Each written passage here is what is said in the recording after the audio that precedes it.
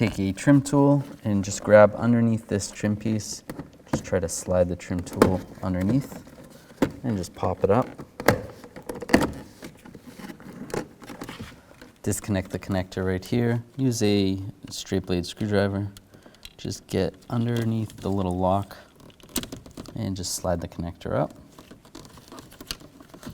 Now with the front of the button, just push a little pressure and then you can unlatch where the tabs are. And there you go. Take the new switch and just slide it in position the same way the old one came out.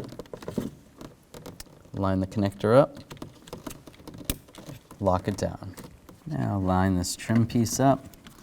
I'm going to line the front up first